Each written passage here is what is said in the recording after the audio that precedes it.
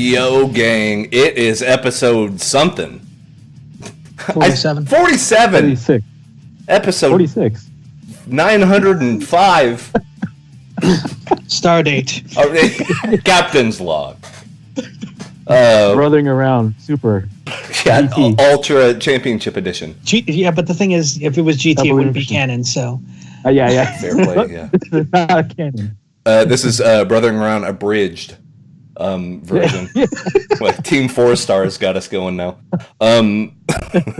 So Mega Goku. But yeah, yeah, we're here, Brothering Around. So 3 out of the 4 of us are here, and this is a very special episode because it's a Q&A episode. We got a lot of love out there from the internet as a whole, wanting to know, when push comes to shove, what are our answers on specific topics? And we got a big range of stuff too. Like, we got all kinds of stuff, some personal stuff, get to know us a little better. Then we got some stuff about, video games, geek culture, comic books, the spectrum, as it were. But I'm Comedy to Hobo, Wes Gardner. So if it's your first episode, welcome. This is our little shindig on this here internet, Comedy to Hobo. And we got Mr. Marco Flores, Nerd in the Bay. How are you, sir? Back-to-back overtime sucks. Dude. Yeah. 2 days, Tis the 12 season. Hours. Yeah, it is the season. Weird. Yeah, I'm here. Unbelievable. And Todd, EVF, who also, you've been working like triple doubles, man. You've been doing... Oh, yeah. I almost didn't make it tonight. Almost didn't make it That's tonight. True. Earlier today. It was one of those situations where it was like, hey, we're going to need you to work later. And I'm like, all right, well, you want me just...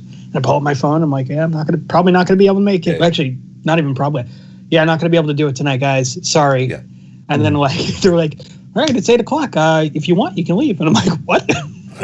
Great. Get home, do like an hour of GTA, and then get ready. There you go. Hell yeah. So we got 3. Maury's doing some Christmas stuff, getting ready. Yeah. All the holiday stuff coming up. Yeah, it's funny, Marco, you mentioned that you're kind of all dressed, like triple layered, and I'm in this like V-neck t-shirt, like sweat my balls off. So there's that difference between Cali, like northern Cali, and Texas. And I think that's... I was in the 70s today, so it was just like one of those... Barbecue weather. Like yesterday was in like the 30s around here, and I'm like, oh, freezing and shit. Yeah. And then today I wake up and I'm like, it's fucking 70? What? It's so weird. The weather's bizarre. People get sick. Yeah, no shit. I always get sick like a week before the weather changes. It's never the day of. It's always like it's like a week before. So if you're not watching this on YouTube, you should be, because Todd is eating the biggest sandwich that's ever existed. So what's in this sandwich? I know you're like... It's got ham, cheese, and I think that's it. But it's just like a shitload of ham and a shitload of cheese. That's pounds of it. Like that's outrageous. Ham cheese. I'm just gonna like not even gonna bury the lead or anything like that. If you guys are checking out the YouTube archive, which honestly you should, because you get little gems like this. Yes. You can see why I do social eating. We just have a social eating segment in this podcast. So we should. That's our prep, as we each bring a meal and just share meal time while we're... Oh my God. A sandwich that big deserves the big bites. That's what it is. But yeah, Q&A show. So before we get started on that, we did have a topic from last time where we talked about we would make a dream WrestleMania match. We would book it. Kind of as in-depth as we wanted to get, whether we wanted to do the build plus the match plus the blow-off, or did we just want to do the match? Mine's kind of obvious. I mean, mine's one of those that just give me Hideo Itami versus Shinsuke Nakamura for any belt at WrestleMania and give them the next 3 weeks off so they can have a Japanese-style match. That's it, man. I want a repeat of like the Kota Ibushi Shinsuke match from Wrestle Kingdom 9. Like I want just the crazy, he's Kenta's there doing his stuff like he did against Marufuji. back in Pro Wrestling Noah, and then you got Prime Shinsuke. And the only reason they're working softer, that WWE style now, is because they have to work every freaking day. And there's no way you can do that strong style. Can't do that. King's Road shit. Like 300 plus. No way. So give them the one night, make it for the belt. It doesn't even have to be main event. Like for me, that would be the main event. But like, just let him go for it. Let him do it. I've always wanted to see that match. And like now it could possibly happen. Hell, he showed up on Raw. Tommy showed up on Raw this past week. And I'm stoked about that. Like, and he got a GTS on WWE TV, like on the USA Network. He got to go to sleep. Nailed it. Yep. Sick. Like, I was like, all right, that's one off the bucket list. Like, just get him in WrestleMania doing that against someone, and I'm A-okay.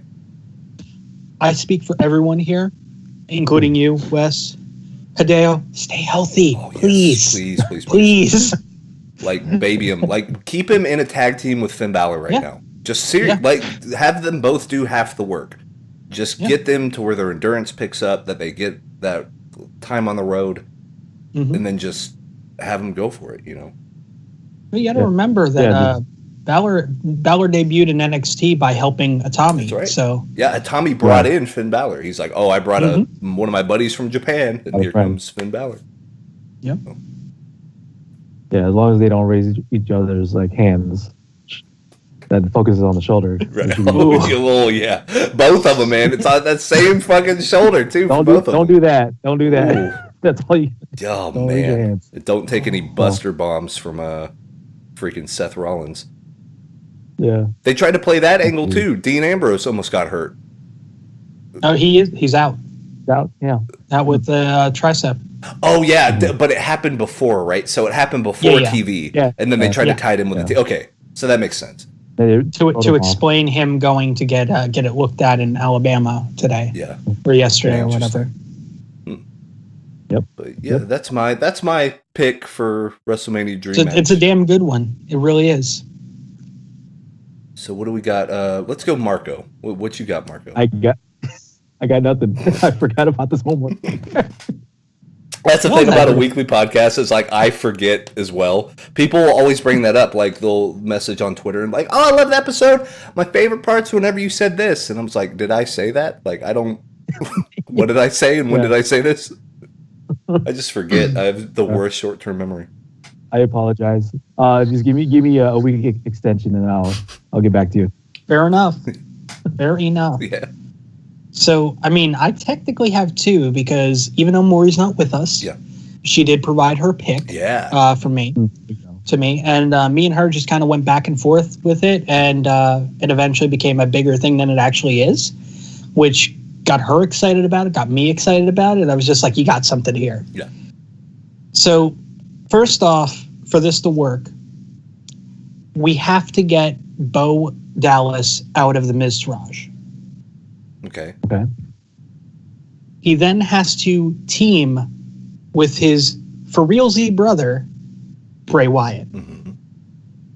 And then I don't know how the build's going to go after that, but then we have Bray and Bo at WrestleMania against the Bludgeon Brothers.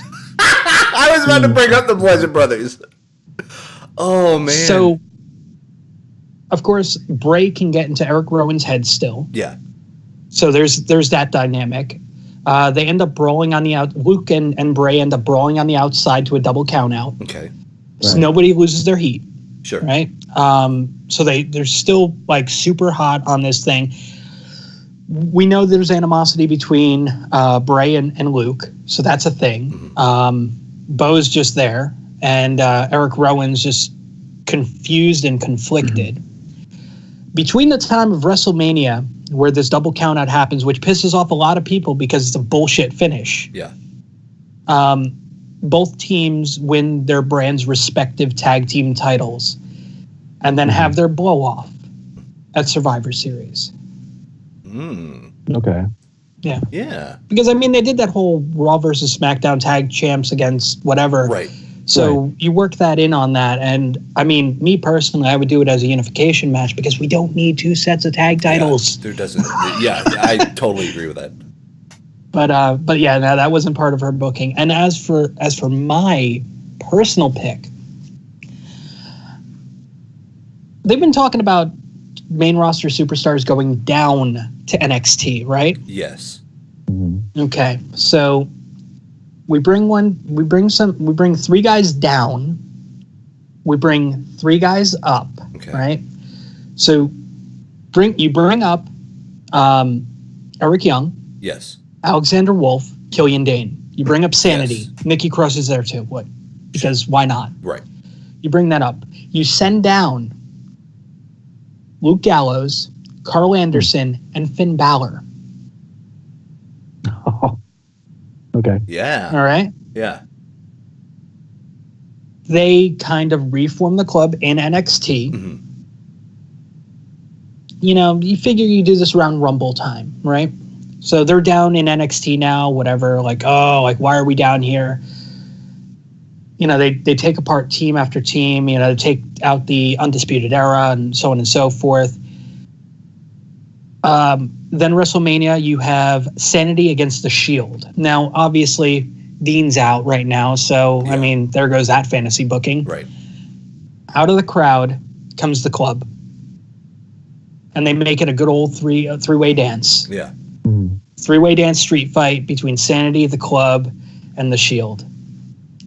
Okay. I think that would be a great way to not only get Sanity over, but also kind of prove how important Gallows, Anderson, and Balor are to an equation. Yes. Because they've been treated, they've been given their TV time. Finn's been underbooked, and don't even get me started on Gallows and Anderson. Yeah. I mean, they're a step above the Ascension, and I like the Ascension. Right. So, you know, you send them down to NXT, you let them become killers like they were when they debuted. Yes. You let Finn get that mean streak of being like, they didn't fucking want me. Like, I'm going to do this on my terms now. Yeah.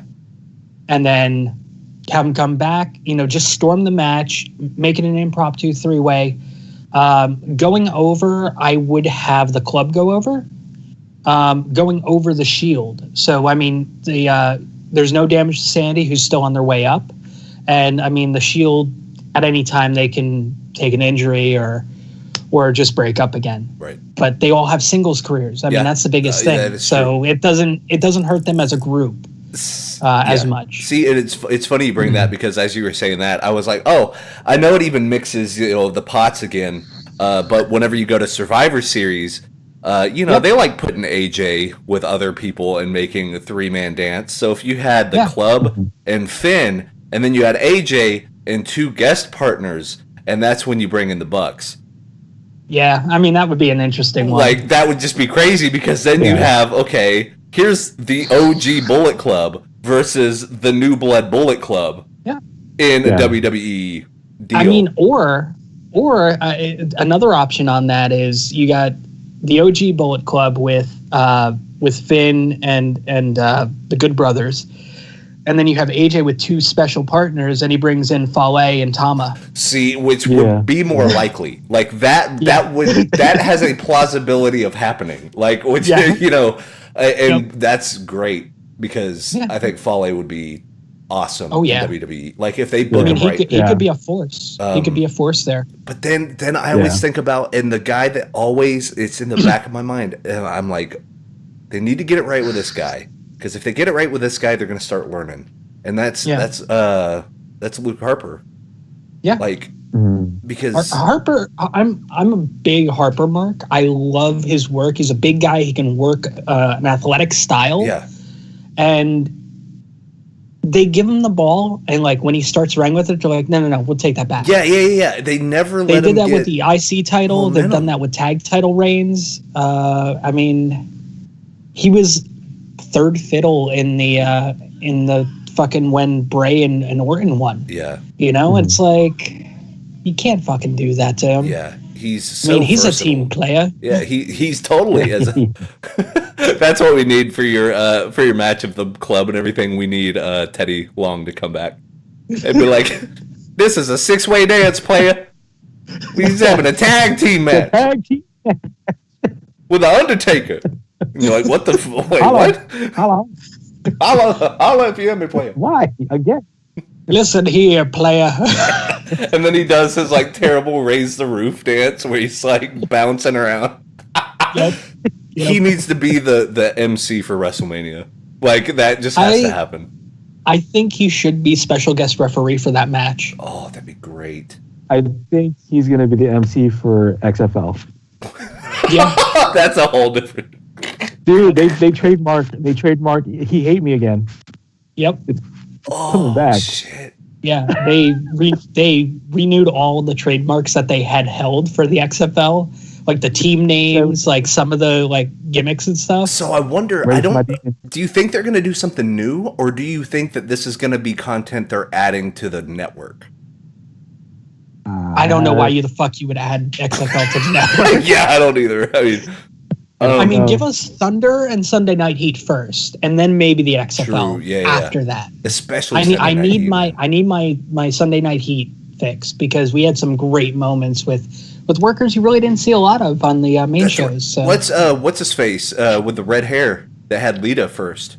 S.A. Rios. S.A. Rios, yeah, man. You got S.A. Rios, son.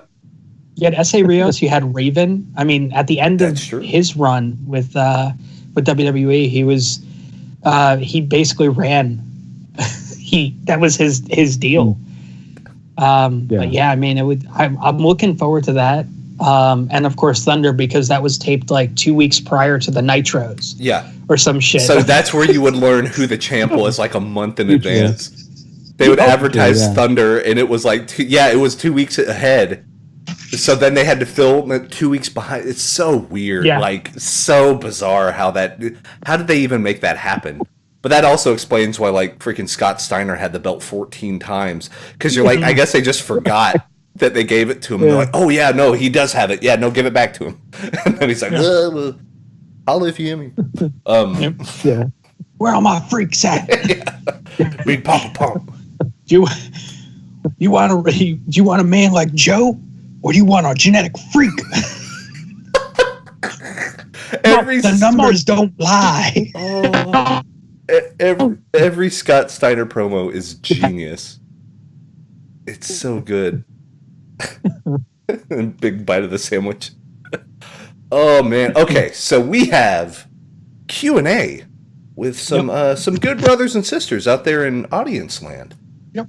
And I think we have about 10 questions. And we're going to be able to give pretty good time to every one of them. But, of course, we could do these every single week. So if you have any questions for us here at Brothering Around, be sure to hashtag Brothering Around. Also, contact any of us on Twitter. I think Marco's been the one that's really been putting the boots to the floor. Go to twitter.com/nerdinthebay or twitter.com/MarcoPolo177. Send them in. We'll get screenshots of them. We'll give you credit, all that stuff. Be sure to plug your own YouTube, whatever you got. We'll plug it here on the show. Yeah. So we're going to start with, I'm going to call everybody our good friend because that seems more inviting. Our good friend, Logan Burton. If you go to YouTube. First time, long time. Wonk wonk. Holler if you hear me. YouTube.com/Logan Burton asks, what are the best game apps on an iPhone to play that are not pay to win? So I'm actually glad that we got Marco on this podcast because if you want some good mobile game coverage, go to youtube.com/nerdinthebay. He does intro to mobile games. It's an awesome series. I watch it all the time because mobile games are one of those things. I have all the time in the world to be able to play a phone game. I just never really do. You know what I'm saying? Like I always just check Twitter. I just do like the social media stuff. But there's nothing I really log into. For a while, I was big into Final Fantasy Record Keeper. I play that game for 4 or 5 months every day, like logging in, getting dailies, doing events. Never spent a dime on it. Never spent any money. And I think your enjoyment's going to be more, it's going to be heightened if you're a big Final Fantasy fan, like I am. There's a lot of cool events and dungeons and raids, and you can do multiplayer stuff, but you don't have to. They were good about giving away dailies and XP and all that stuff. So I would say Final Fantasy Record Keeper. Like, that was a pretty solid one. Okay, yeah. I would say, because my stuff is mainly on the Android side. but iPhone games usually come first, and then Android gets second fiddle. Yeah. I would say a good game that is not pay to win. It would be like the M. Dickey games. Like he makes like pretty solid games. Like with like the budget animations that he has, but you can use those animations for different types of scenarios. So like he started off with his Wrestling Revolution series, and you have Bork Lesnar, but not Brock Lesnar sort of thing. Right. Being looking like Brock Lesnar, but not getting sued and all that stuff. So you can definitely use those animations for different types of games, and he's still going. He's probably like the most downloaded like developer in terms of like the mobile side. Oh yeah, he's been doing like MDK games. Yeah, M. Dickey's been doing stuff for over 20 years. Because I remember getting M. Dickey games way back in the day. Like we always joke about, Net Zero and AOL discs and stuff. M. Dickey was making shit back then, and they were like apps, and you needed Java, like on your back whenever Java was this new thing. He was making like Java apps of. There was one where you were like a little stick, not a stick guy, but his like kind of the Wrestling Revolution create a character, like you're that guy, and you would just jump off stuff. So you would jump off a scaffolding and like go down a flight of stairs and stuff. So it was like a physics game, but then you would get a high score. So it was almost like a crash mode in a Burnout or something. Like he made a Shane McMahon simulator. Find the tallest thing, and then do your cross, and then jump off of it, and you're done. Yeah. Helicopter was the bonus level.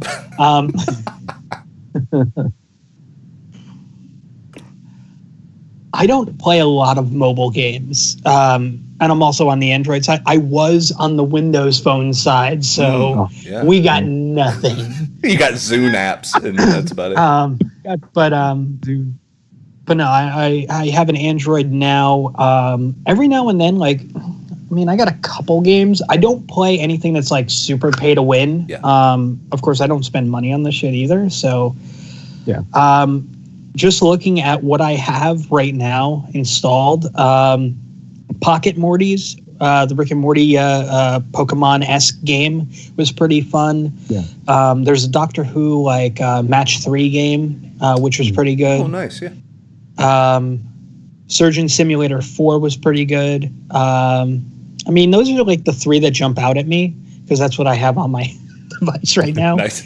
Yeah. But there was also like Tap Mania. I played a bunch of that. It was a very mindless game. Mm-hmm. When I worked in a convenience store, I would have my phone right next to the register, and I'd be taking care of customers and just tapping on the screen. Nice. And it was just that was it. That was fucking it. So it depends on what you want to get out of it. That's the biggest thing. Yeah. If you want something that's going to have more engagement, then I would say something like Pocket Morty's would probably be your best entry. It does have a pay element of like you could purchase. I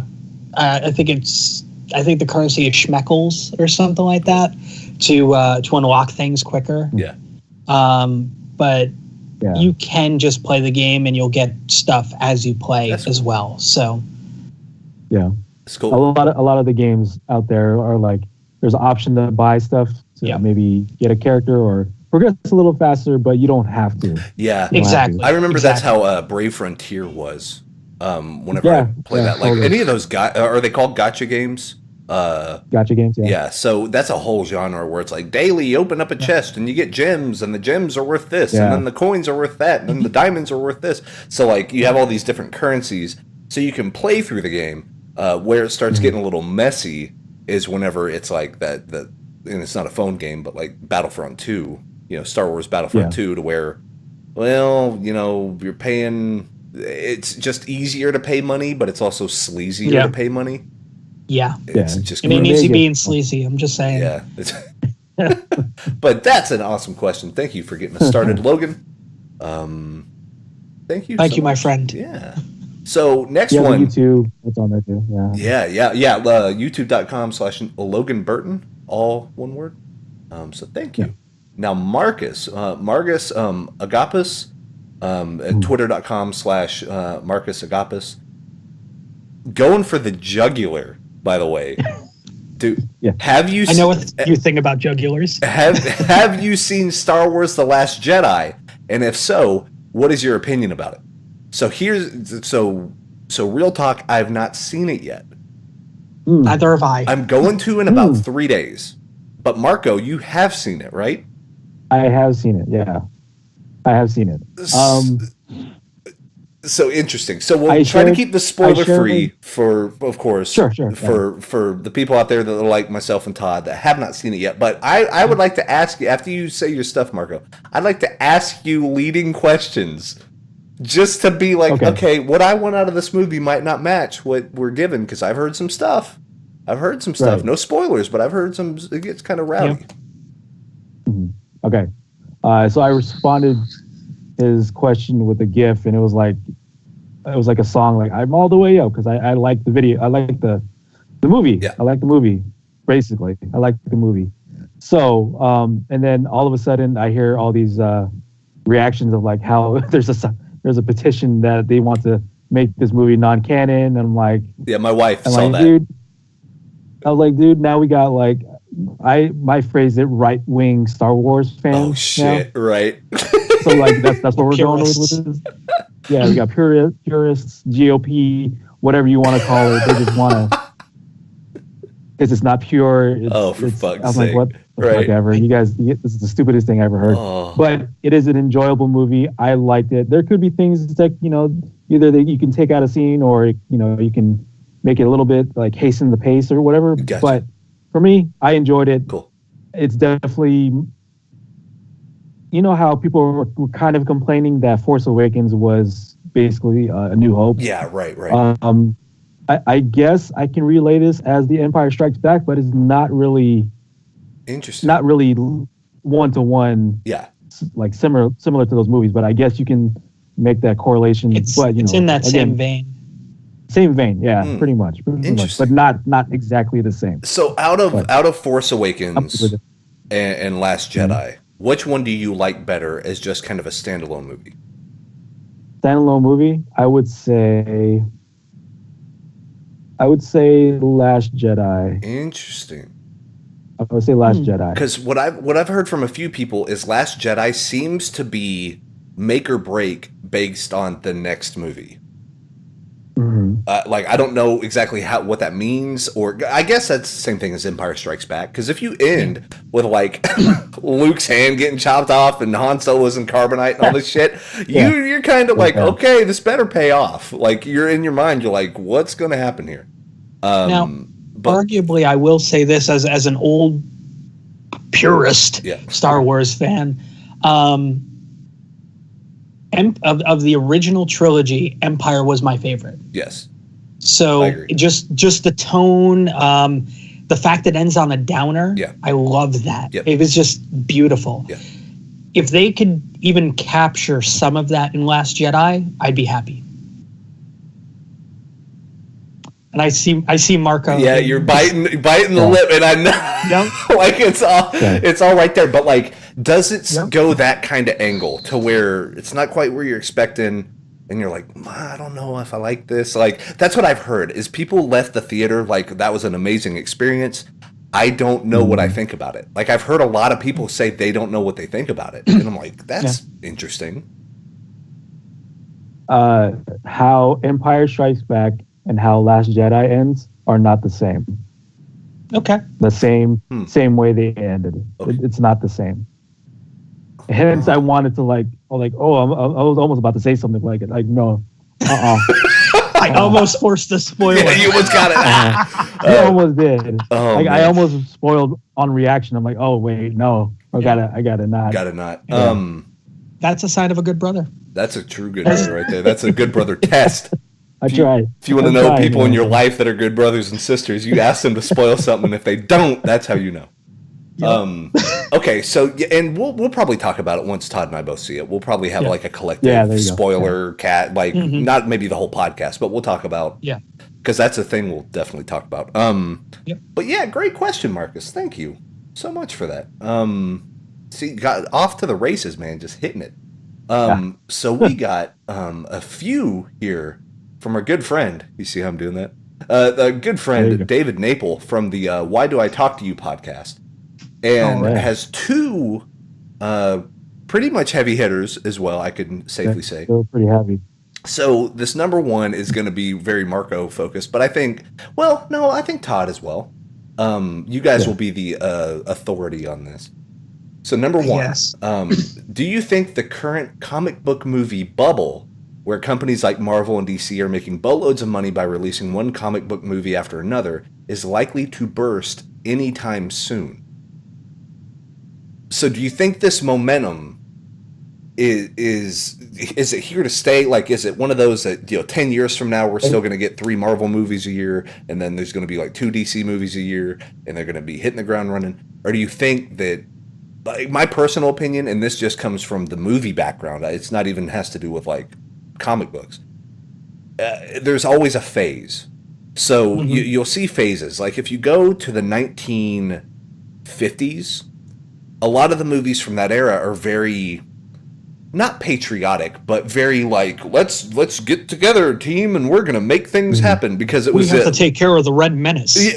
Right. It was like the Industrial Revolution. There was a big hopeful outlook on the world, and we know what if we just roll up our sleeves and make things happen. Like that was the era of those movies. But then after that, there was the Armageddon movies. It was all earthquake and you know all this type of stuff. Your disaster films, like because now you start getting into kind of the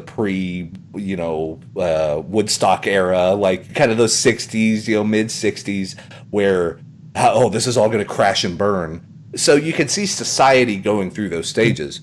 I think comic book movies are a genre like that. Like I think of them the same way I think of kind of disaster movies, or this is the one where we have just a decade of nothing but dramas, just really heart-wrenching, Westerns. Yes, absolutely. Westerns. So you have like The Good, the Bad, and the Ugly, The Magnificent Seven. You have all of these kind of remakes.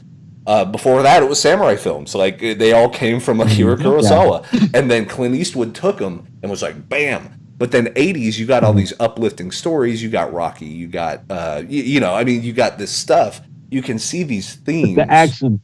Yeah, that's right. The action. You got the Brandon Lee Double Dragon or whatever it's called, like the crazy martial arts stuff. So you got all that going. I think that the comic book movies are just kind of that. Like I still hold the opinion that Lord of the Rings opened the floodgates to make it acceptable for geeky shit to be liked by everybody. Because absolutely. Return of the King won 11 Academy Awards. Like that's the only time that's ever really happened with fantasy, sci-fi, any of that stuff. But now you're seeing more movies. You're seeing like Interstellar. You're seeing Inception. You're seeing sci-fi like Ex Machina. You're seeing hard sci-fi and like fantasy elements and all this stuff. Harry Potter shit. Like there's a full range now. And it's way more acceptable. And I think comic books are the natural evolution of that. Because now, fantasy's okay, sci-fi's okay. Well, now comic books are okay. And I don't think we've gotten the video game part of that yet. Like, there's an Assassin's Creed movie. There's some Tomb Raider. They've tried. They've tried, and it just hasn't hit. Yeah. But then again, we got to remember in the 80s and 90s, we had that same thing with superhero movies. That's true. With they tried, and I mean, we got the 89 Batman, which was good. It didn't really stick to comic book canon, but there's that. We had Batman Returns. Before that, even in the 70s, we had this, Christopher Reeve's Superman stuff. OG Superman, yeah. Right. Yeah. I mean, we had that, and it was like, you would have like these spotted little rays of hope. Yeah, that's true. But then Iron Man happened, and Iron Man did well, which honestly really shouldn't.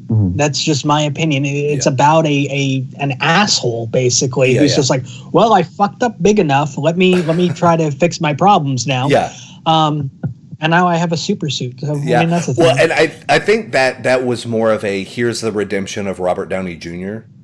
Like I think they attached that, and that's why he played such a good Tony Stark, because exactly like you said, here's a dude that's a total dick, right? But now he understands, he learns about himself and all this stuff. So it makes complete sense that Robert Downey Jr. would play Iron Man, because his life is almost like a 1-for-1 of that same beat, you know? Right. It is. And so but I see what you're saying. Like Iron Man, if you go back and watch the first Iron Man, it still holds up okay, but it's not nearly as refined or as good as, you know, like, you know, Winter Soldier or, you know, you see these like, but it also, I think it's because it was so close to what can be considered comic canon that it stuck around. I mean, that fans were just like, because you would have people that didn't know the comic stuff and they get into this and they're like, this is interesting.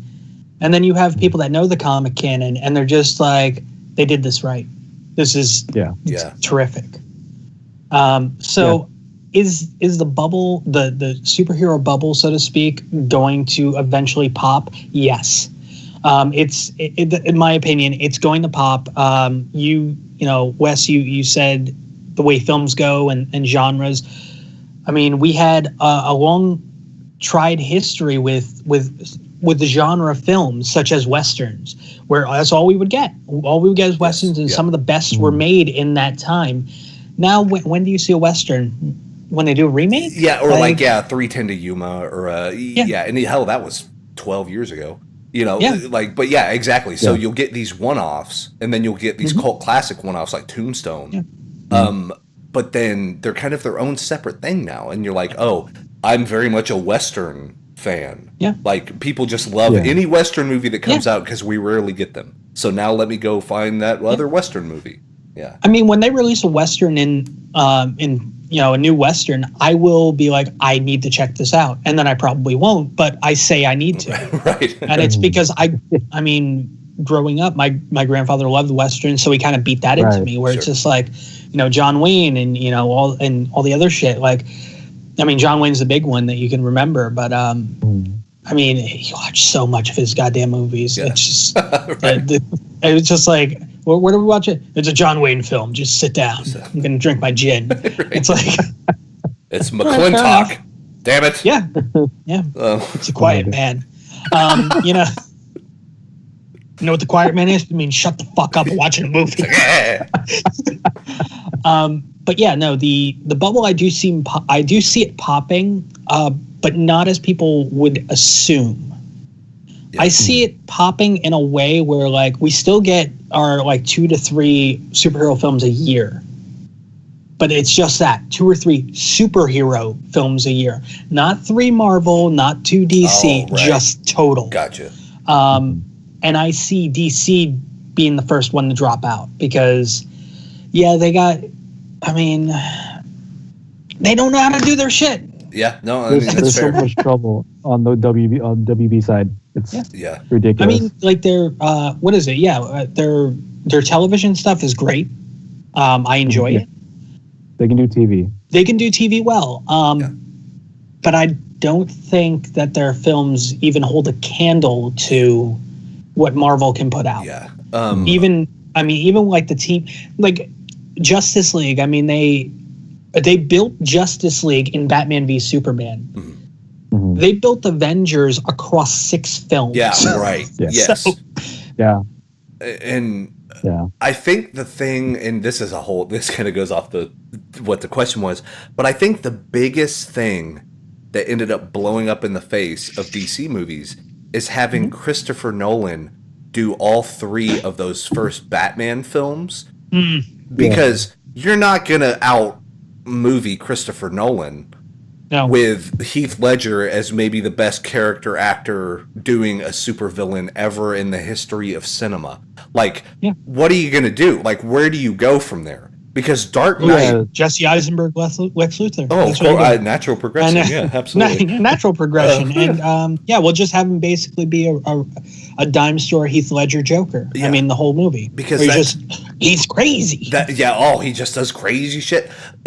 That was such a perfect storm. Like, The Dark Knight is still maybe the comic book movie. Like, if you're like, okay, I'm going to show somebody that doesn't know anything, they don't even know who Batman is. Like, they don't know anything about it. I would still show them The Dark Knight, and it would play well. Because that movie by itself has a very good beginning, has a very good middle, and has a very good end. That's it. Like, if I was to do something similar, DC side, I kind of agree with you. Yeah.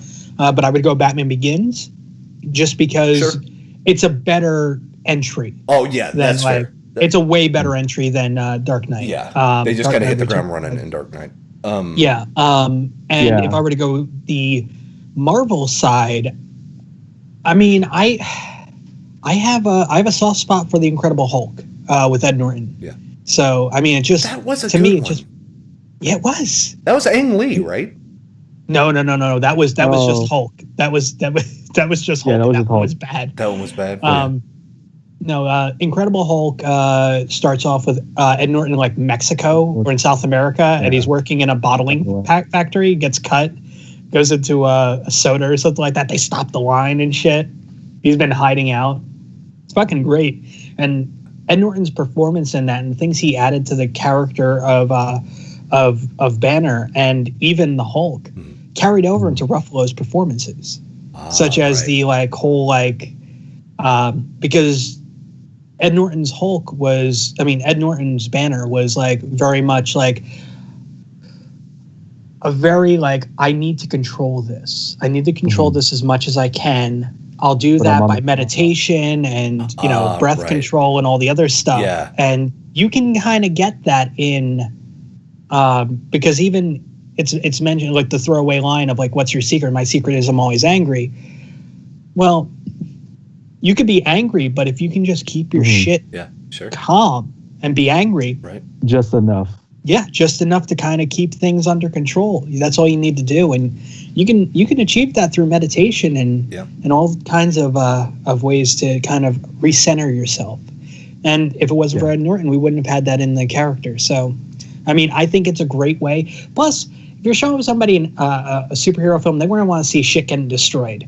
I mean, what's a better way than the fucking Hulk? That's true. That's very true. I don't know. I'd show him Blade, first one. Yeah.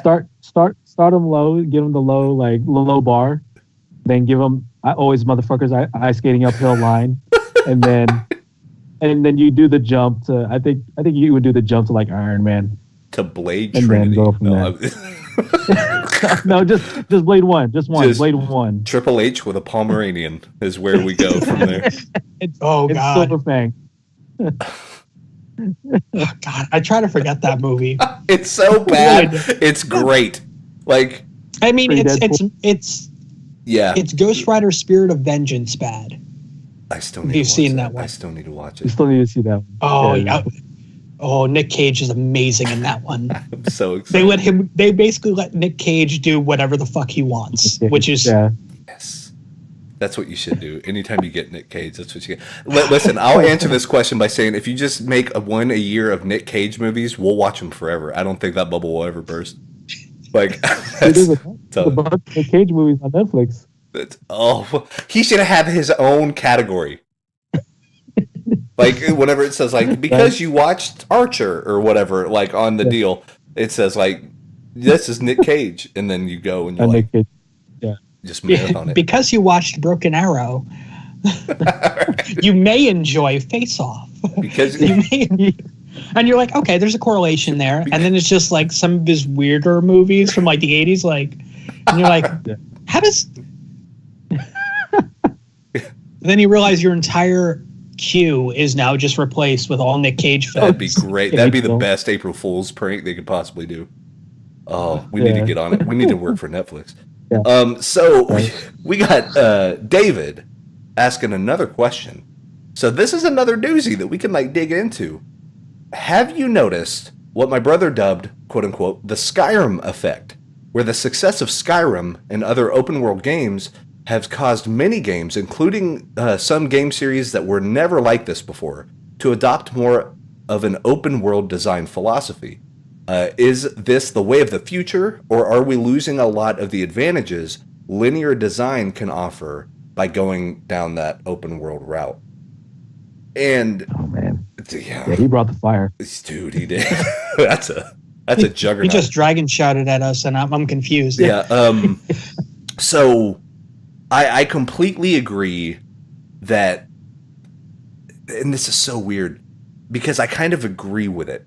And I'll talk about my reasoning. But yes, I think there's definitely something to that. I think with something like Skyrim, because of Grand Theft Auto, there are more publishers willing to do something open world. So you're seeing more games kind of like Crysis. You're seeing like how Ghost Recon turned into Wildlands or whatever. You have basically games, and I think the biggest example when he talks about, game series that weren't really like this but are now doing it is now Zelda. I mean, Breath of the Wild, and spoiler alert for my top games of the year, fucking Zelda's on it, because I've never seen a game reinvent itself better than Zelda with Breath of the Wild. And oh yeah, like it's ridiculous how good that game is. And but I kind of agree with this, because the thing that I've noticed, and I've been covering games since 2006 with 1UP and all that stuff, and then going to Nitro Beard in 2008 and like doing all that. The thing that I've noticed is we're getting back to what makes Dungeons and Dragons fun. And I think video games are adopting the D&D style of storytelling, where they're going to give you situations, and then what you do is the story, right? Like the actions you take are the story. So, Todd, Marco, and I will play Skyrim for 3 hours. We get together, we talk about what happens. We all three have different realities. You know what I mean? So I think there's something to that. I think, look at PlayerUnknown's Battlegrounds. That's kind of the biggest thing. Yeah. I was a big fan of DayZ, and like PlayerUnknown's Battlegrounds took that and condensed it. They got rid of all the bullshit, like, eating food and stamina and all that. Get rid of it, get rid of the hypothermia, get rid of all that stuff.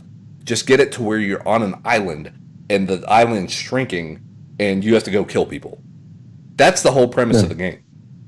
But the stories that you see on Twitch and that you hear about on podcasts, that game would never get old, because all this shit just happens all the time, and it's spontaneous. And like with Todd, like how you're doing Grand Theft Auto Online, you probably have stories for months about, I was doing this and the cops pulled up and I did. So it's not the game making a cutscene on what your character did. Like, you're just doing it. You're doing that shit. From that standpoint anyway, when I play GTA, I have a character, I have a backstory for my character and everything like that. And, I'll play to that meta where it's like, she's an artist. That's a proven fact. And there may be pictures she's taken with her phone. She likes taking selfies as well, but there may be pictures she's taken of her art. Yeah. Now, her art does involve people that have had their heads caved in with a claw hammer, but it's art. Dexter style. I gotta pull the photo because it's just terrific. But I hit two people. One of them just kind of collapsed, and the other one kind of like did that like sexy lean on a curve. Just like. And I took a photo of this, and it was just like, oh, that is terrific. That is beautiful. Oh, that's rad. And I mean, that's. To me, that is one of the big things that I enjoy about GTA, especially. A normal game wouldn't allow me to do anything near that. Right. Where I can have, quote unquote, ownership of my character. Yes. And I mean, that's the biggest thing. Because, I mean, I'd much rather have that and be able to tell the stories I want to tell. I mean, that's what role-playing is all about. Sure. I mean, you want to tell the stories you want to tell. I don't care if it's in a video game. I don't care if it's, on a tabletop. Yeah. Or just, in a text chat. I don't care where it is. It's just a situation where you're telling a story. That's what matters. Yeah. And I mean, if you're having fun, that's it. Sure. More games going open world. I think it's a bit of a fad. Like we'll start seeing it drop off because some companies can do it really well and others cannot. Right. I mean, if you look at even, you mentioned DayZ and PlayerUnknown Battleground. Let's look at H1Z1. And I mean that as both games. I mean that as Just Survive and King of the Kill, which is now just H1Z1. Yeah. I mean, I'm very much a PvE player. Mm-hmm. That's hands down. I'd much rather have situations, and I love learning about the lore. That's one reason why I loved Fallout growing up. I loved learning the lore and the stories of these games. Is Fallout the first 2 Fallouts an open world game? Absolutely. Yeah. Does it get the credit it deserves as an open world game? No. That's true. I mean, so people saying like, oh, well, the Skyrim effect. I mean, it's the buzzword, you know, but yeah.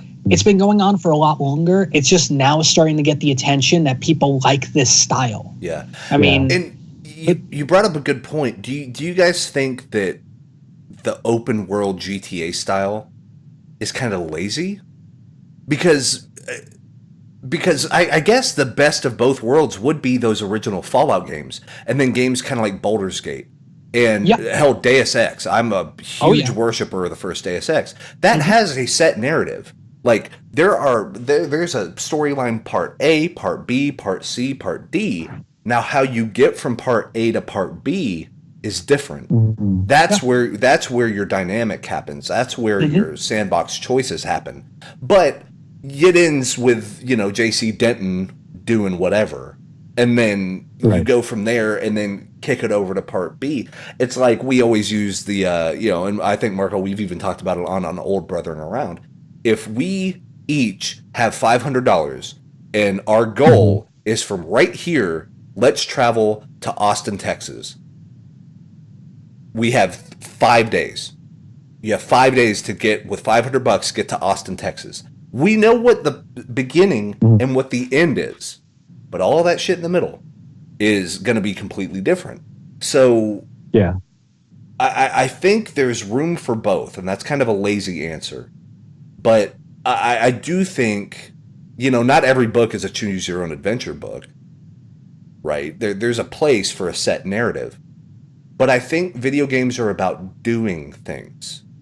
That's what makes this different, is we're not passive people watching a thing happen. Usually the best video games don't do that. Right? You talk about some of your favorite games of all time, and we're going to get to Nintendo games here in a second with another question.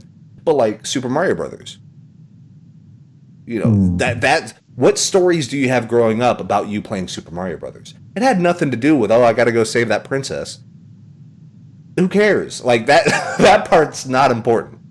What's important is how many times did it take you to kill Bowser on that 4th castle? Blah, blah. Yeah, that's your story, your ownership of it. So I think if the set narrative is bumping you up to give you opportunities, that's like that sweet spot.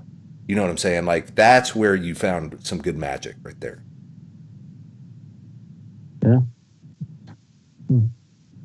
Yeah, I come from I haven't played any of the Bethesda games, so I come from the GTA side of it. Yeah. And I don't think it's lazy at all. I mean, yeah, you do have your destination of whatever mission you're doing, but then whatever, again, like you just said, in between is however you want to get there. Yeah.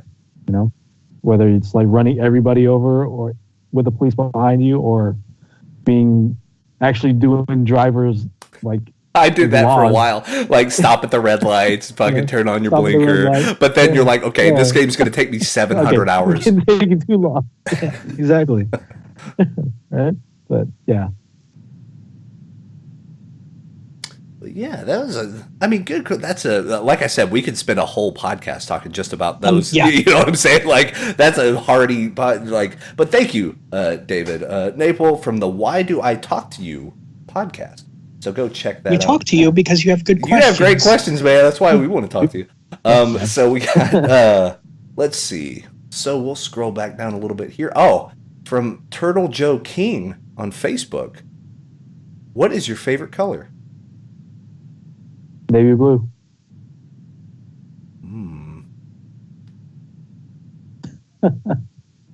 going to say and this is the designer in me, I'm going to say powder blue. But here's the deal. Okay. Can anyone really tell me the difference between sky blue, baby blue, powder blue, and light blue? No. We make that joke in design like stuff all the time at work. It's like if someone comes up to me and it's like, I want something really big. And you're like, okay, what does that mean? Like big compared to a penny or big compared to a billboard? Like what scale are we working with? Yeah, right. For your large. It's like, what kind of blue do we really mean? Like we know it when we see it, but someone will come up, can it be light blue? And then you make something light blue and then they're like, no, more blue. And you're like, what does that mean? I would say like powder blue, like that nice powder, very low saturated blue color. Very nice. Okay. All right. I mean, for me, I've always been partial to purple. That's just like a thing. Yeah. But yeah, pretty much. However, traditionally, I usually rock the red. I mean, that's. Oh yeah. I mean, you can see the pop filter. You can. Yeah, dude. Probably see the thing back there. I mean. My green screen behind me used to be a red sheet. So, nice. I mean, that's part of who I am. Yeah. So like darker, like kind of a crimson-y red, or more of like that cherry, like lollipop, bam in your face red? I mean, it's not so much a crimson or a sanguine red, or even a Cabernet red or wine red. I mean, I'm making the jokes about design colors because those are like all within the same like the same little part in the color wheel. Yeah. I mean, it's just like a slight variation off each one. I mean, if you just give me like a traditional red, I'm good. Wow. So, okay. But even just anything in that red spectrum, without going too light, I'm pretty good with. Yeah. And then another one from Turtle Joe King. And by the way, their YouTube is called Alley Clash King. So ALLY Clash King. Probably youtube.com/Alley Clash King, if I were to guess. Yep. So, what movies do you recommend? Blade Runner. There it is. OG Blade Runner for sure. Do we want... They Live. Do we want to do Old Boy? Because that's I want to recommend it, but like, do we really want to recommend it? Is it really the original Old Boy? Yeah, I'll recommend that. Korean. I'll take the bullet on that one. Yeah. Okay. It depends on what kind of mood you're in. Sure. Really. Yes. Yeah, and of course. I will say actually another Korean film that's a little bit more not as like holy shit. What did these guys make me watch? It can feel that way a little bit, but another Korean film is called A Tale of Two Sisters. And that movie is fantastic. It was actually remade in America, and the remake was called The Uninvited. So if you've seen The Uninvited, that's based on a Korean folklore. And the original was done, I think it was the producer that did... the producer that helped, not with Audition, but another thing that Takashi Miike made. And it's shot super well, and you kind of know what's going on, and you kind of get a feeling, and it's very emotionally driven. And then the twist, you're like, and then you have to rewatch it from the beginning, and then you realize how obvious the whole thing was, and you're like, how did I not see that? Okay. But the way they shoot all of this stuff is just genius. But yeah, it's called A Tale of Two Sisters. Go check it out. I highly recommend it. Watch it with a whole bunch of people. I'll also recommend a Japanese sci-fi film from 2002. Takashi Yamazaki, I believe that's how you pronounce it, directed it. It's called The Returner. Yes, dude. Oh, shit. You prepare to have your mind fucking blown with that one. Oh, my God. Like, that, and it has the most badass cover in the world. Like, the cover I have on my copy, because it's probably some bootleg copy, he has the sunglasses on, he has his hair, he has his trench coat, and he has, like, his arms sticking way out. Is it the orange cover? I think so, yeah. Like, the neon green. Yeah, the orange cover was the U.S. release of it. It's fucking sick. That movie's great. It's a great film. Oh, that movie's great. Oh, it's amazing. I usually throw that one out, and everybody's just like, what the fuck is this? Dude. And I go, it's so nice to know somebody that else is this. It's so good. I'll say, if you like The Returner and you want that kind of crazy action, but you want like a comedy version of it, watch the movie called Versus. Yes. That's special edition. Special edition. Not the standard one. Special edition. And tie it into video games. The guy that made Versus ended up making Metal Gear Solid. What was it? The GameCube remake. The one Twin Snakes. He's the one that directed that people gave all that shit to when like Solid Snake does a backflip and like kicks the missile and like all that stuff, and how naive were all of we that we're like, that's not realistic. Little did we fucking know what would end up with Metal Gear. Shit, fucking Death Stranding and shit. But like, genius. That guy's a genius. So Versus is another one. Yeah. See, we could go all day on these. Battle Royale's another one I recommend always. Absolutely, man. Even the second one, even though it's not as well received. The Wild 7. Yeah, man. I dig it. I mean, it was a great... I enjoyed it. It changed the dynamic of the game a bit, but yeah, it was definitely a story that could only be told at that time. Yeah. Because everybody was worried about terrorism and stuff like that, and it fit. Yes. So. Oh man, you guys are naming like off the wall movies. Like deep cuts. I mean, I can only think of like deep cuts. Like all I can think of is like Bloodsport and Best of the Best. Oh well, of course. No, you absolutely should. Like if you have not seen Bloodsport, forget everything we said. Go watch Bloodsport. If only, let's see. There's that. There's the kickboxer. Oh yeah, man. Kickboxer. Best of the Best. Yeah, man. Yeah. Just that dancing. Train. Get that dancing. Drug dancing. What is it? Another great one. Takeshi Kitano. Sonatine was really good. Yeah, Sonatine was one. He also did a remake of Sanjuro. The Blind Samurai. And Zatoichi, yes. Or Zatoichi. Yeah. Sanjuro was different. Honestly, that movie itself made me very interested in Zatoichi, and then I ended up tracking down, thanks to Hulu, because they had the Criterion Collection at the time.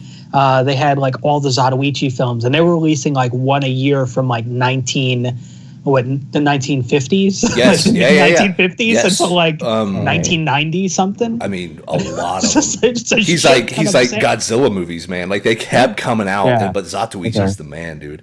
But yeah, that remake's beautiful. Also, there was one. It came with a double pack because it came with Zatoichi. And then there was one, it was called like Mad Dog or something. I can't remember what it was, but it was this old Beat Takeshi or whatever it is, like old movie that he was a young dude, man. He had his before his motorcycle accident. Yeah, like slick back hair, and that's true. And like, but now his face is just so it's like grizzled and If you enjoy Yakuza films, if you enjoy Beat Takeshi, there's a great film that many people don't talk about called Brother. It's what is it? It's Beat Takeshi and Omar Epps. What? That's amazing. It's actually really good. Like it starts out in Japan. Yeah. He ends up leaving Japan, going to see like his brother in the States. Yeah. Right. And his brother's running with Omar Epps, and it's like, and he's just like, you're not doing crime right, and then like he basically teaches them how to be an organization, and it's fucking good. That's cool. God, now that reminds me of a newer Korean film called A Man from Nowhere. So good, dude. Like, but that's what it all is. It's like, oh, I'm the lone wolf, and like I'm gonna give someone my liver, and then like, oh, this young orphan girl's dying, so I have to protect her. Like, it's the whole. If you're into the Yakuza, like that type of shit, man from Nowhere is genius. Oh God, it's so good. Yeah. And like it has, I remember it has a very specific camera shot to where he's running down a hallway, and it's almost like this is where I think it was Bourne Ultimatum. Like stole this shot outright from Man from Nowhere. Like dude's running and he jumps through a window and the cameraman follows him. Like the cameraman also jumps out of this fucking window and like they both land at the same time. And I'm like, oh, this is genius. Like that cameraman has balls of steel, like carrying a big ass camera and like diving out windows and stuff. Oh, it's so sick. Now they just do it with a GoPro though. So now they just fisheye lens it on a helmet and they're done. But so good. But yeah, there's so many good movies. Oh my god! So once again, we could do the whole podcast just movie recommendations. Yeah, we can. But thank you so much, Turtle Joe King, Ali Clash King on YouTube. So let's see. The next set is from good friend Brad Cooper, and I'll read the whole thing because he plugs his stuff, but I absolutely think we should. On one of our earlier episodes of Apex Live, so APEX Live, we all named our top 5 regular Nintendo games. What is on your top 5 list and why? I'll make sure to listen to the episode if you'll link it, and we'll talk about it on our next episode. So a little cross promo rating. Cross-pollinating. That's right. We love video games and nerd culture on our show. We talk a little bit about everything, but these things show up quite frequently. So thank you, Brad. So on your top 5 regular Nintendo games, what would be on it? Oh man, throwing it on the spot. I know, dude. So I thought about mine. Double Dragon. Oh yeah.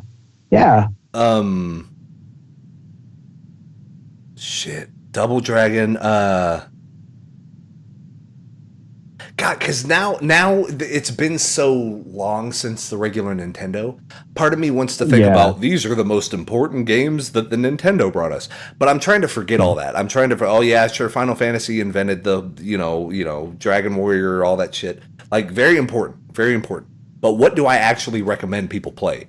So, Double Dragon still holds up. I would say Ninja Gaiden, but that shit's hard, man. That game is difficult. It is. Oh, they had that great port of the Teenage Mutant Ninja Turtles arcade game. Regular Nintendo had that port of it. Yeah, there you go. It wasn't as popular as the Super Nintendo port, but like that Nintendo port was pretty spot on. Yeah. It was good at the time. Yeah, absolutely. I'm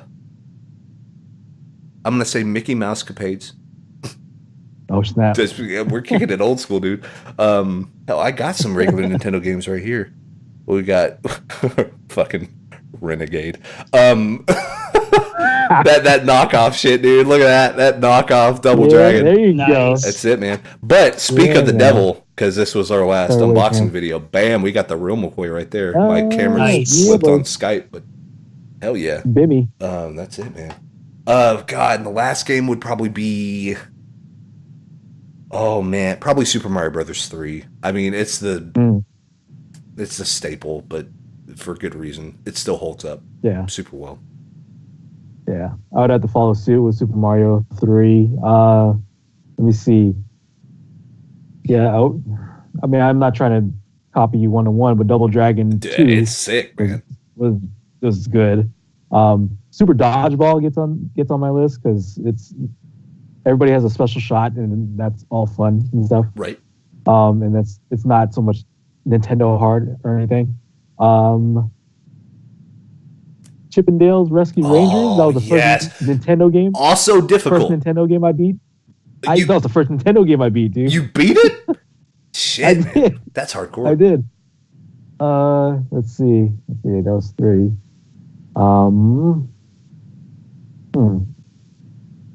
Because all I can think of, I mean, I don't think this is on my list, but all I can think of now is like Street Fighter 2010. No, that's not related whatsoever.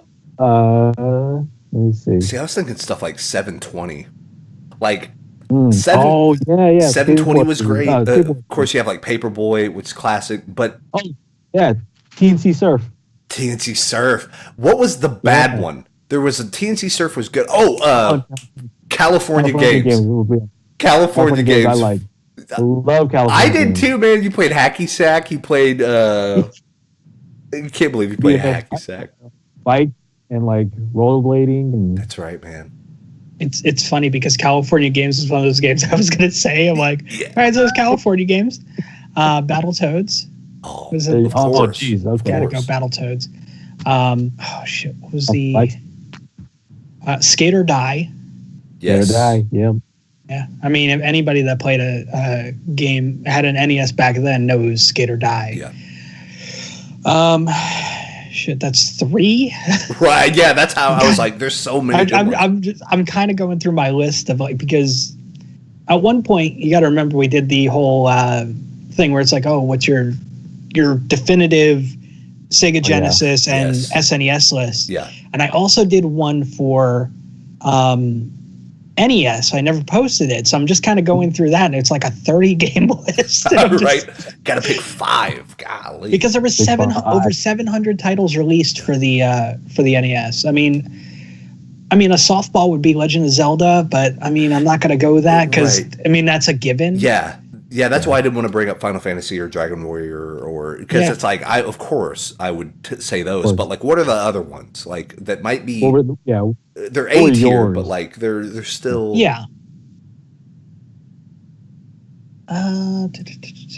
could do Dick Tracy, of course. Ooh. It wasn't even good on the Genesis. It was good on nothing. I don't know why.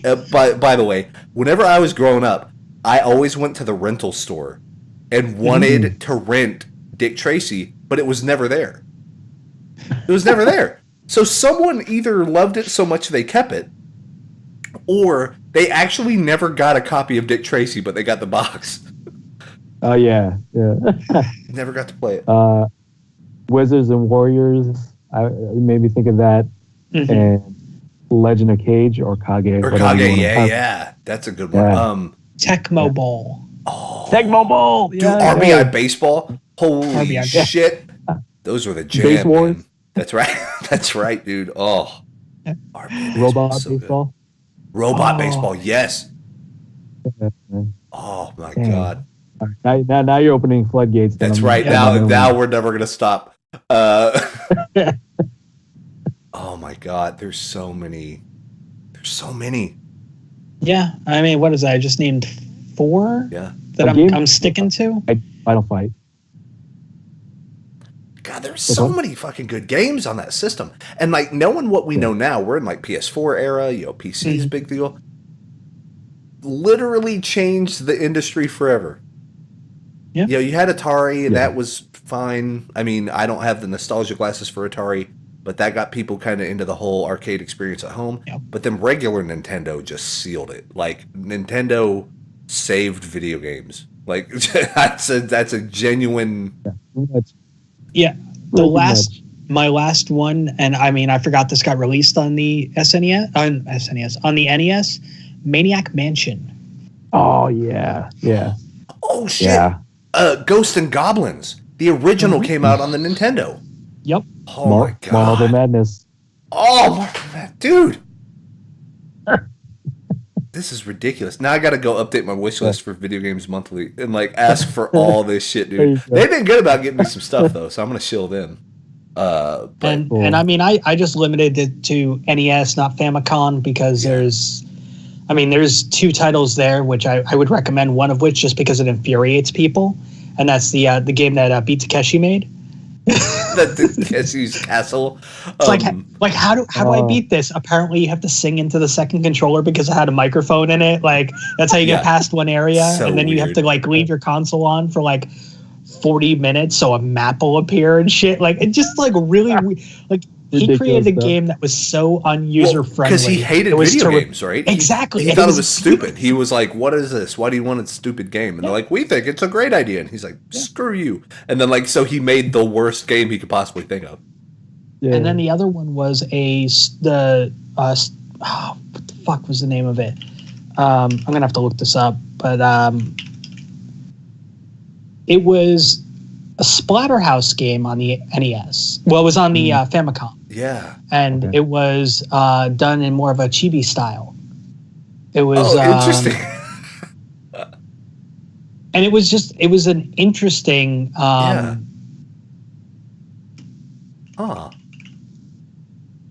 That's really cool. Yeah, you just reminded me of Mighty Final Fight.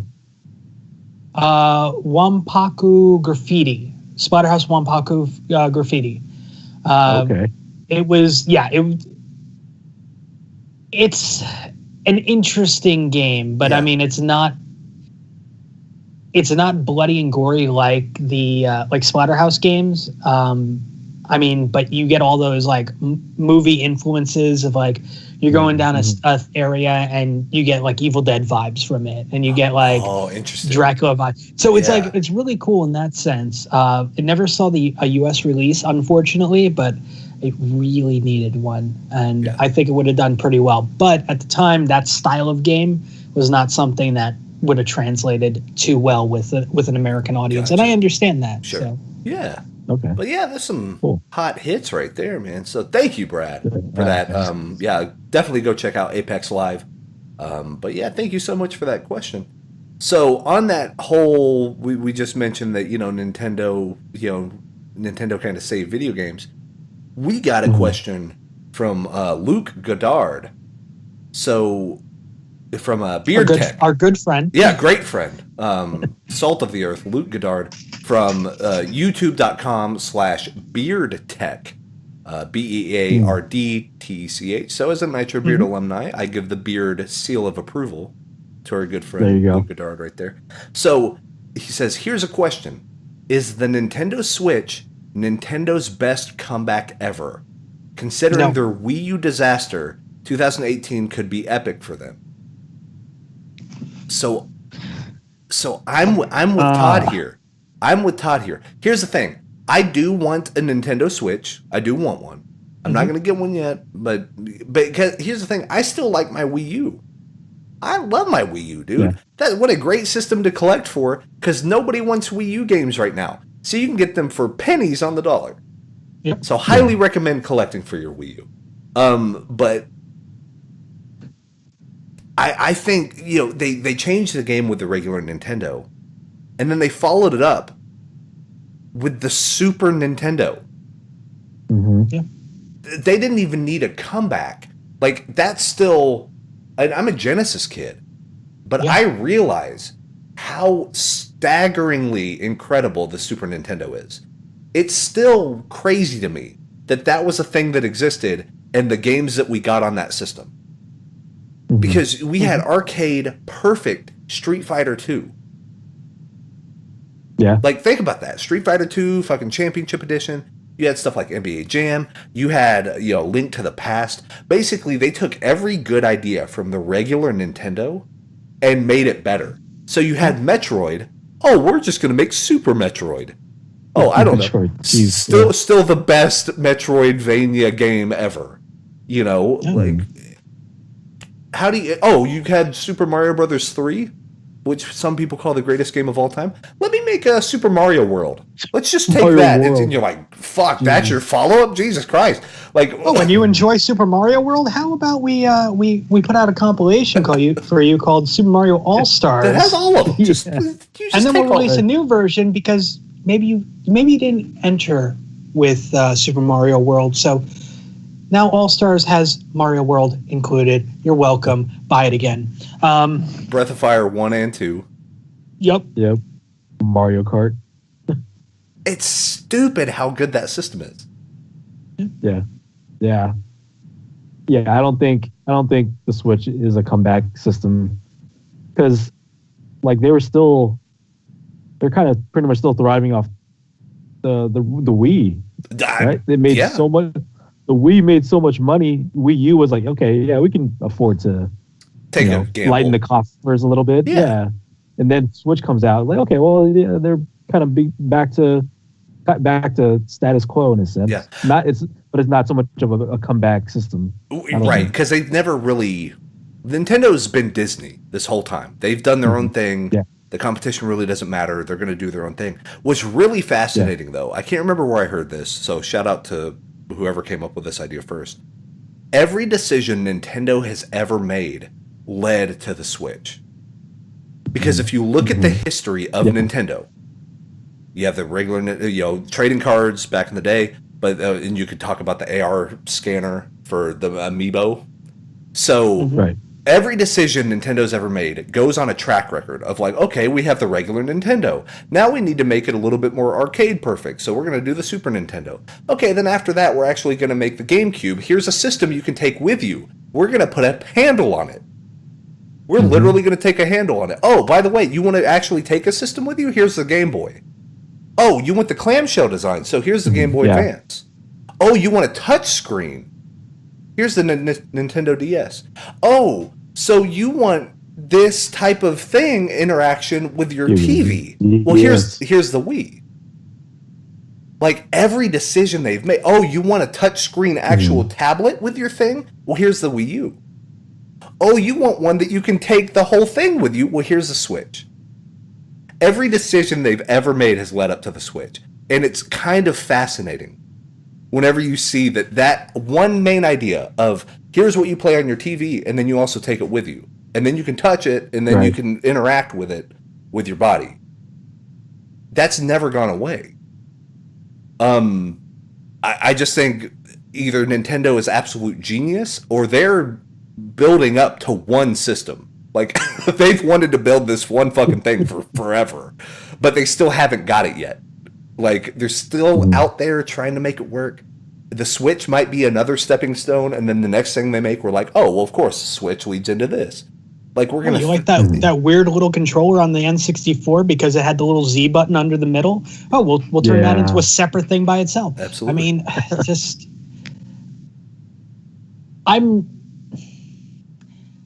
I grew up a Sega guy. Yeah. Right. Yep. That's my thing. Nintendo, for me, when it comes to a game system, I look at, first off, the games coming out for it, where my friends are, where they're playing, and then I make my decision. Yeah. When it comes to Nintendo, and this goes back to even the N64 days. I had friends with the N64, go over there, play it, have a little bit of fun. I never really clicked with me. Yeah. GameCube, same thing. There is 2 games that I know of that I enjoyed on the GameCube, and one of them was Hunter the Reckoning, because of the 4-player thing, and it had 4 ports on the thing. Yeah. It was a great game. Yeah. Oh, yeah.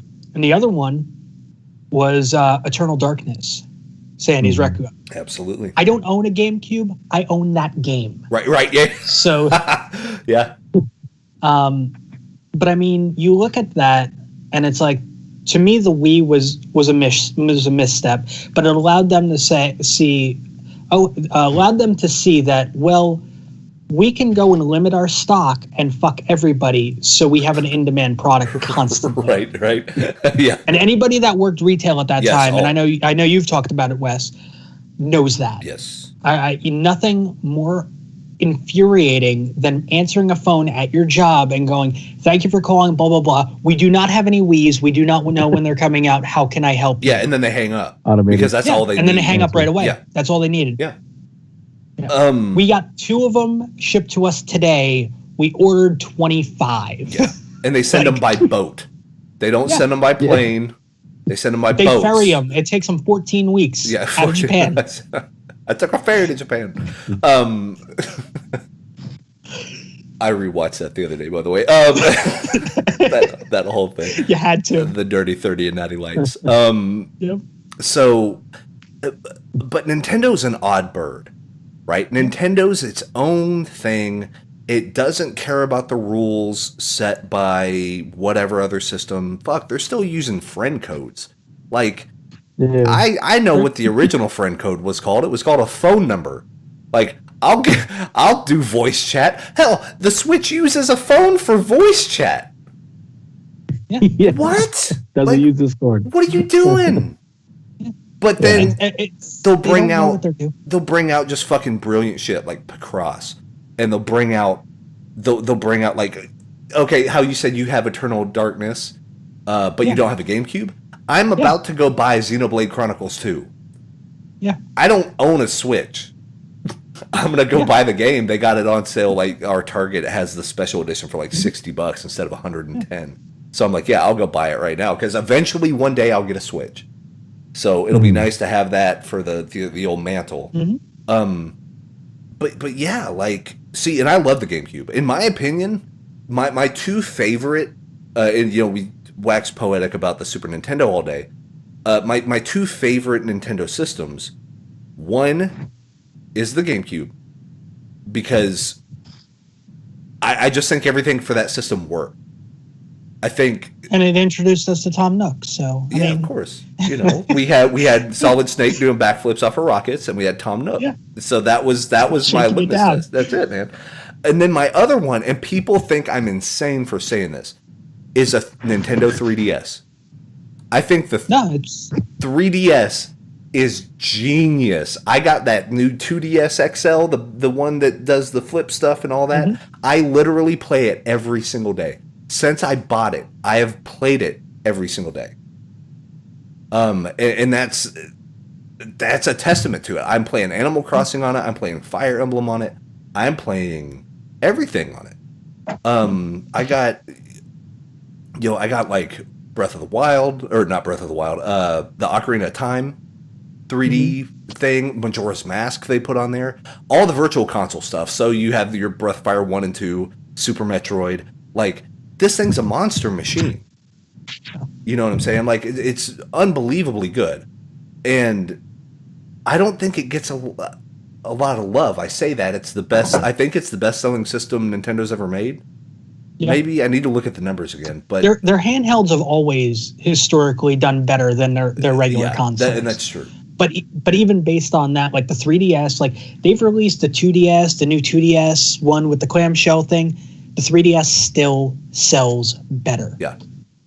And I mean, you can't argue that. You cannot argue that at all. And personally, like I'm with you on that 3DS.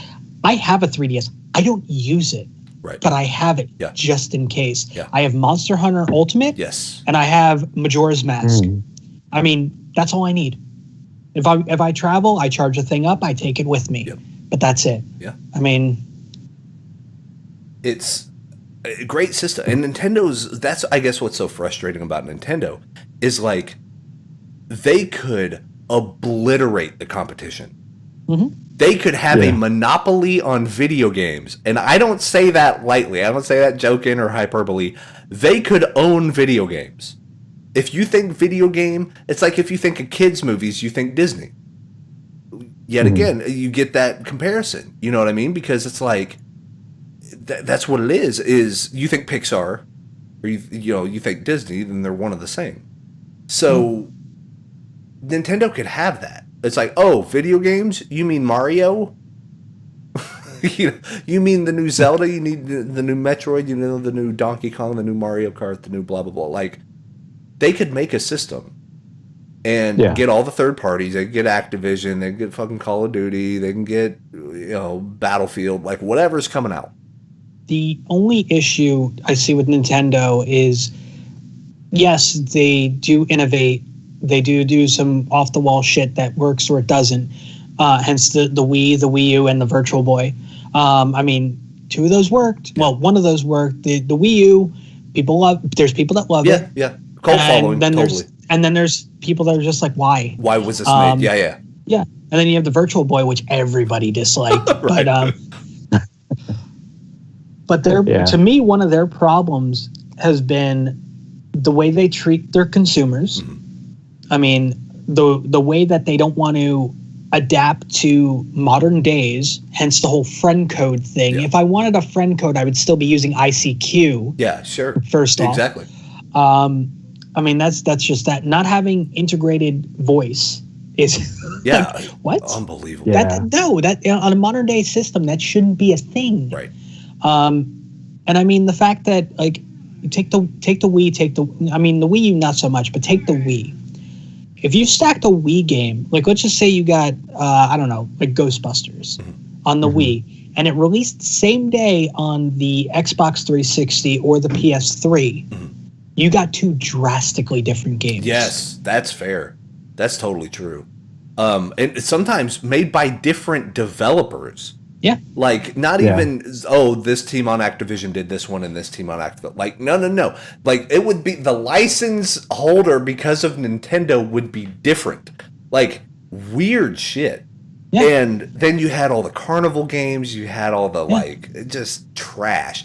I'll tell you what, man. The Wii has some amazing games. I still think, and I get hate mail for this shit all the time, I still think Super Mario Galaxy might be the best video game ever created. They nailed it. Like, they used the Wii U or the Wii controller so perfectly. Every 8 to 10 minutes, they drastically changed how you interacted with that game. And like, I'm going to do Marble Madness. I'm going to change where the world's oriented. Oh, now I'm going to put the controller in my hand and use it like a joystick. Oh, now I'm going to use it like a fishing rod. Now I'm going to... it got it. It understood what that system was built for. You were never bored. It always threw something new at you. You weren't. It was magical. Like, you talk about it in like old grandma terms. Like it just filled my heart with glee. Like, it was that sort of thing. And I can't think of a single. That amount of interactivity gave me the vapors. Oh, my stars and stripes. But yeah, it was like, that's what it was. It's like, it made you just feel good, and you're like, oh, this is the magic of video games. And only really Nintendo can do that. Like, I will say, I don't feel that way when I play StarCraft. I'm like furious when I'm playing StarCraft. I'm like I'm having an aneurysm. So it's a whole different experience, right? But it's like, for some reason, Nintendo, they just get it. They get whatever that thing is to transport you back to whenever you're 8 years old. They understand that, and they got it down to a formula. The same way Marvel movies, they got that fucking line, man, and they know exactly what type of character and what type of fan service and what type of bam, and put that there and put this over here and then plot twist here and then do that, and now here's your after credits. Like, they got it down.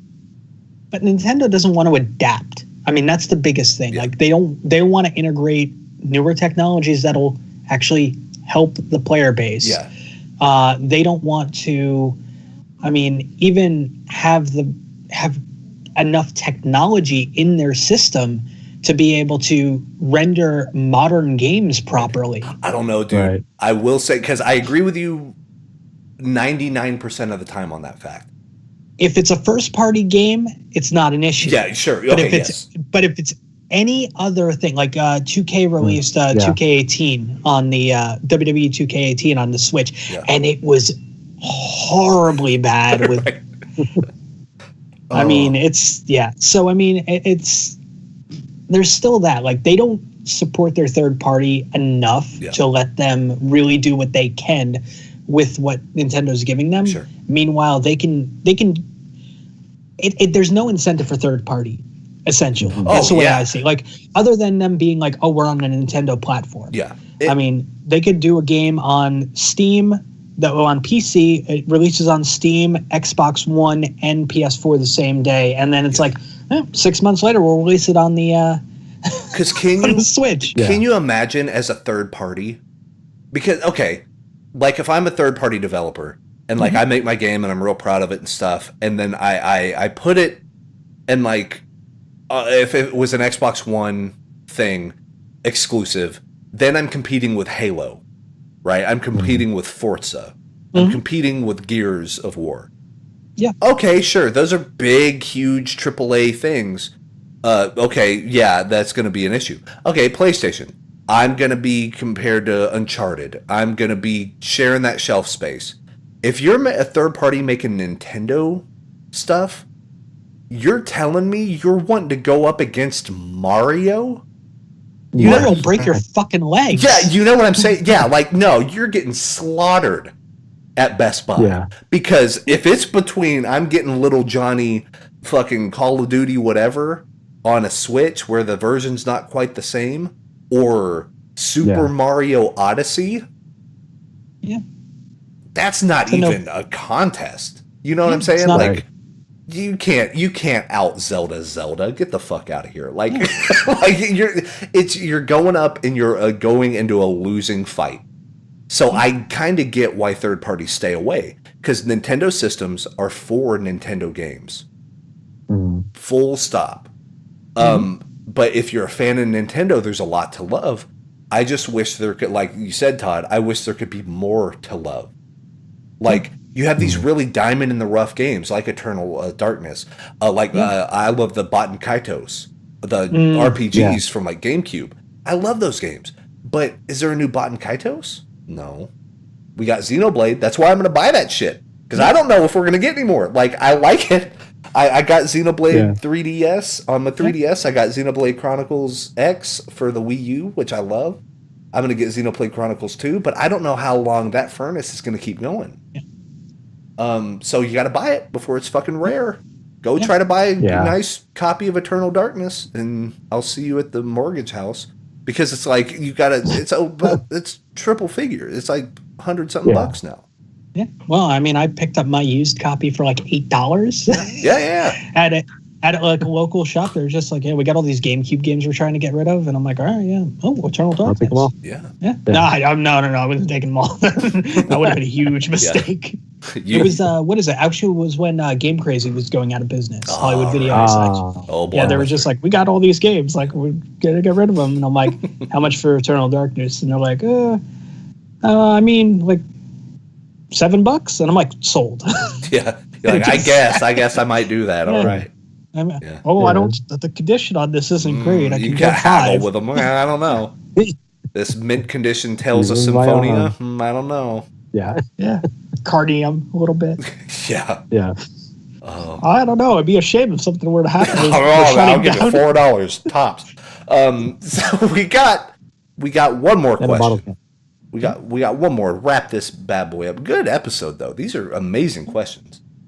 So this one is pretty good, and it kind of ties into it's a nice little bow on the end of this. So this is from Sarah Garcia, who's a real original gangster, because she's like, I don't got nothing to promote. I got nothing to hustle. What? I'm just asking you a question. Nice. So shout out to our great friend, not even just a good friend, great friend, Sarah Garcia. I have a question. So I'm really into like old school video games. I have a Nintendo 64 with Conker's Bad Fur Day and 007, all that good stuff. But my boyfriend just got a PlayStation 4, and all he plays is FIFA, and she put WW. So I'm wondering, is that like Call of Duty World War II? It sounds like it. Maybe something like that. And I hate games like that. I recently found Crash Bandicoot Insane Trilogy for PS4, and I'm in love with it, but here's the question. Do you think they will come out with more old school games like Sly Cooper and Spyro? I miss them so much. So first thing I'll have you do, Sarah, I think it's called, PlayStation Now is the service. They got all 3 Sly Cooper games. So it's because they made a PS3 remaster, which I love, and I own it somewhere back here on the game shelf because I love the Sly Cooper games too. I think they're genius. That was Uncharted, let's see, it was it part of the Uncharted people that made those? Yes. Yeah. So they kind of got that. Either that or Sony first party. Yeah. Yes. So I love those. It was done by Sucker Punch. Yes. Infamous. Sorry. That's what I'm thinking of. Infamous, not Uncharted. Yeah. So yeah, Infamous. Which Sarah, you might like Infamous as well. If you like Sly Cooper and that type of character action stuff, Infamous series is really good. And I think First Light, that one I did the Let's Play of, is like $10. Yeah. Super cheap. But yeah, with PlayStation Now, I think per month it's like $20 a month, which sounds kind of steep, but they keep adding games to it. So it's a streaming service. So if you have good enough internet for like Netflix, you have good enough internet for PlayStation Now. It has 700 games right now. Like a ton of PlayStation 3 games, including the Sly series, including Uncharted, including more of these cinematic games. I think even like the Eco Shadow of the Colossus remasters on there. Just some like amazing hot hits. So the cool thing about that is you would think of it like Netflix for video games. Like if you play in a little bit of this game and you don't dig it, you could just stop playing and hop into something else. Next one. That, and for $20 a month, I mean, even Xbox One's doing it now with that whole Game Pass thing that they're doing. Which is 10 a month. Yeah, 10 a month. And PlayStation Now might be 10 a month. I'm not sure on the price. But yeah, it's worth it. Like if you want to dabble in quite a few different things, I would say PlayStation Now is a good way to go. Because for the price of a used game from GameStop, now you have access to 500 games. And they have a 7-day trial. Oh, yeah, totally. So go for it. And Sly Cooper's on there. I guarantee you all 3 of them are. That was one of the big showstopper hits they did on the trailer for PlayStation Now. Was, hey, play all your PS3 remasters. Remember all those that you already bought? We'll play them again. We'll charge them for you again. Good old the Sony. first month, they have a 7-day offer. Then the first month is $10. Yeah. And then after that, the price goes up. It's $100 for a year. So okay. So I mean, that's going to be your best savings, but then again, it's $100 for a year. It's like $8. Yeah. $8-9. Yeah, I would definitely consider On top. doing the 7-day trial, see if you like it. Yes. After the 7 days, it is $20 a month. So just be aware of that. Yeah. There's over 500 games on the service. Crazy. And what is it? Apparently the newest games added were Dishonored, Sonic Generations, Red Dead Redemption, Mortal Kombat, Fallout 3, and WWE 2K16. So that's what it shows as like the... Oh, no, wait. Oh, my mistake. Newest games include Elder Scrolls Oblivion, Fallout New Vegas, Fallout 3, Dishonored, Rage, and Brink. Oh, Brink. Oh. So it left us too soon. You got to pour one out for Brink. Great idea. Came 4 years too early. Now with how big shit like Overwatch and stuff is, Brink is like on the money, man. But great value. Like $20 a month, you wouldn't even have to spend money on other games because you got them all right there. You know, and don't forget, as a PlayStation Plus member, you get your free games every month too. Yes, you get 2 free games. So yeah, if your boyfriend's playing FIFA and stuff online, get those free games. I got Until Dawn. That it's like a kind of a choose your own adventure game, but it has Hayden Panettiere or whatever her name is from Heroes, and it's a slasher film. And you know, my wife loves slasher films like Friday the 13th, you know, Chucky, all that stuff. This is what that is. So you like play as these characters. And depending on the choices that you make, different characters live and die and all that stuff. But the story keeps going, which is cool. So you don't like write yourself into a corner. It's like, oh, so-and-so died. Now the camera's going to cut over to this person where they find that body. And you're like, oh, no. Yeah. And then you start making choices as this other character. Very cool type stuff. And it's almost like kind of Twin Peaksy because you'll look at different surroundings in the different locations that you're at. And you'll start getting more information based on who the killer might be. It's like, oh, well, here's a glove and it fits so-and-so, but it doesn't fit this person. So let me jot that down. And then it's added to your deal. So that way, if you restart the game, you already have knowledge about who it could be. And then you make different decisions based on that. It's really like kind of an intricate deal. But yeah, that was a free game. Yeah. I didn't have to pay any extra for that because I got PlayStation Plus. So just cool stuff, dude. There you go. But pretty much video games are pretty rad. I think that's the overall moral of this story. That's the over-under on it. Is they're pretty rad. Pretty rad. Pretty rad. Yeah. But everybody, thank you so much for these awesome questions, man. I love the Q&A. I love it. We could just be a Q&A show, and I'd be down for that. Yeah. We should do this at least once a month. Is do a Q&A. Yeah. Get awesome stuff. But check out all these people on Facebook. I'm actually on the show notes and the YouTube archive. I'm going to link all of these channels. I'd like to do that for everybody. So thank you all so much for sending those in. And of course, if you want to send us further questions, you can hit us all up on Twitter. We're going to actually wrap this bad boy up right now because we've been live for an hour and 45 minutes. Ooh. A long one. Good one. Good. See, this is what questions and answers get. Yeah, that's right. They get the time. We dedicate the time. But you can hit me up. Was there any we didn't get to, or no? That I think that was all. We hit all of them. Nice. We hit them all. Nice. Yeah, that we saw. So good amount of questions. I'm glad we got to like dig into each of them, actually talk about these things. Yeah. But you can hit me up on Twitter, twitter.com/comedy-hobo. You can hit Marco up on Twitter at 2 places, twitter.com/MarcoPolo177 and twitter.com/nerd in the bay. And of course, Todd EVF.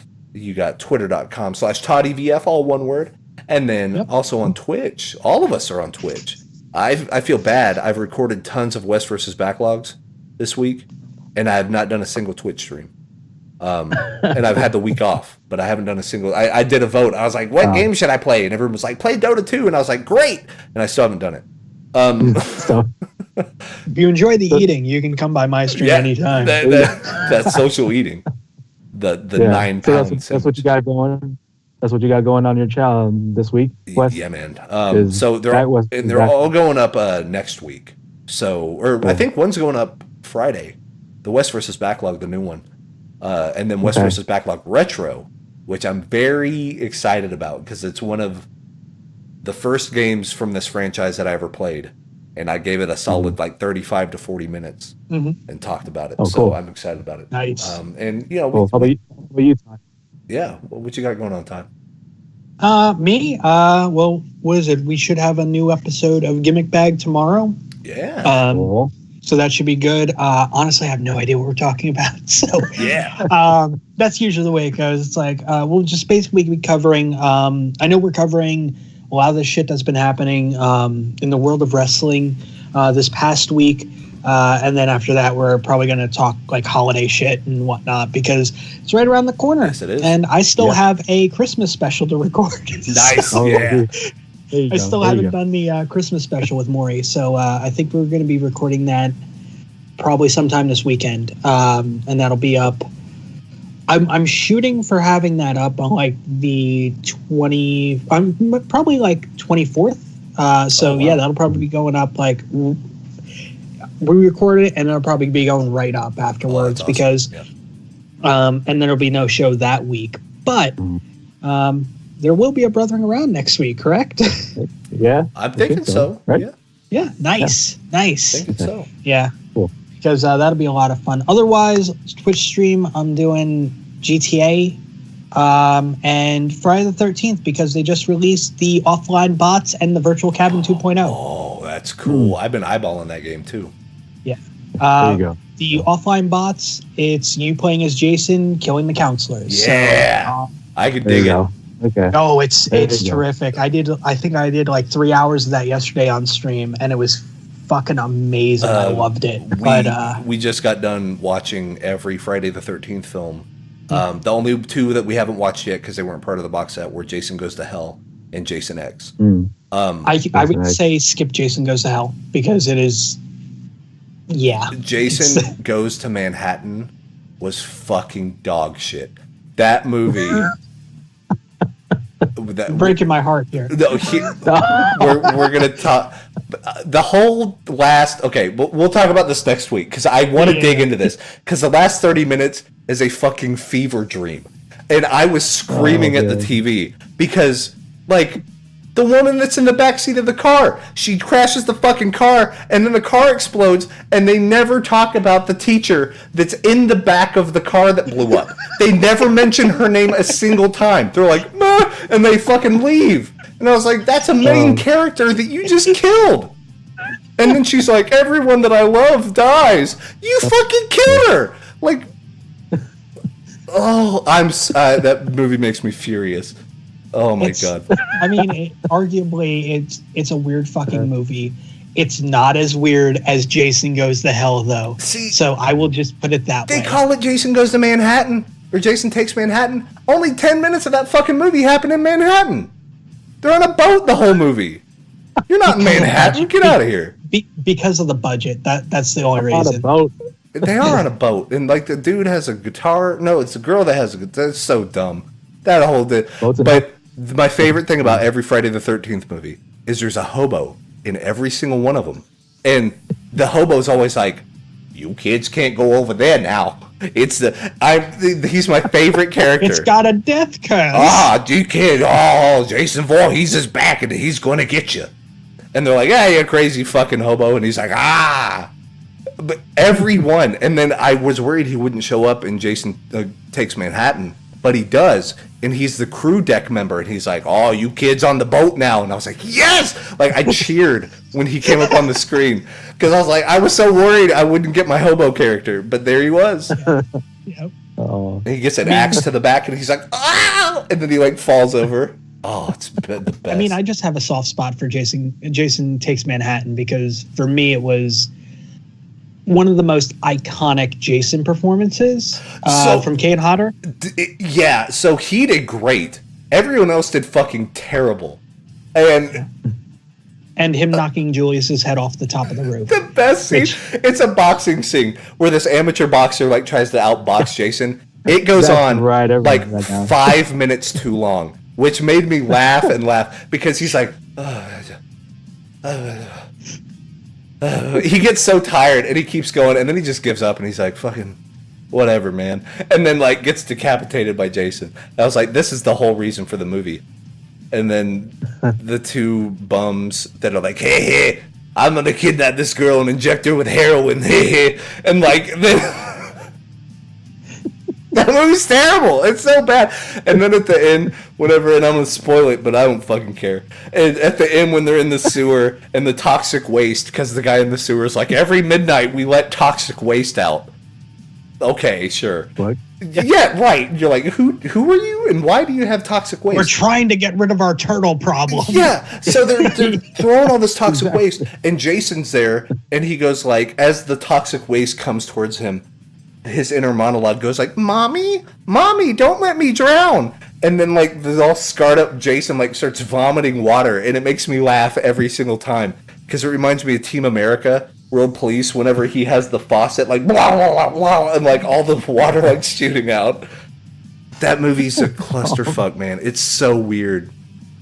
That's a movie I recommend everyone watch. But Jason Goes to Hell is still worse. It is. I don't know how it could be worse. Like, because I have an expectation. Have you ever seen Jason Goes to Hell? No. Okay. He has to watch it. You have to watch it now. Yeah. And then you have to say why you feel it is a better or worse film than Jason Takes Manhattan. Because honestly, there's a reason I do not consider Part 9 part of the series. Wow. There's a huge reason. Like, for me, it's like, you want to talk fever dream? That's what Part 9 is to me. Yeah. Because it's like, without spoiling shit, I mean, it's you're in for a wild ride. You'll be thankful when you watch Jason X. Yeah. Afterwards. Which is a tall tale. Like, holy shit. That I'd look forward to Jason X. The sci-fi one, that's the one where he has an all-metal mask. Oh, they explained it. Yeah. And that Jason got confirmed for the game through the virtual cabin. Oh, interesting. Oh, cool. I they will did say that as a whole way to introduce it. My favorite thing about the Friday the 13th films, and we will talk about this at length probably next week. Yeah. Every one of the Jasons, for Merry Christmas, is they keep the shit that happened to that Jason like in perpetuity. So like in part 1, if he gets like cut on the mask, now that cut is always on the mask, like forever. Until he gets a new mask. Yeah. And then, now we stabbed him in the arm. Now he has a big gash on his arm, like throughout all these movies. So by the time fucking 8 comes around, this guy is a clusterfuck. He has like half of a face gone, and he's like, and he's like coming out. He's covered in moss.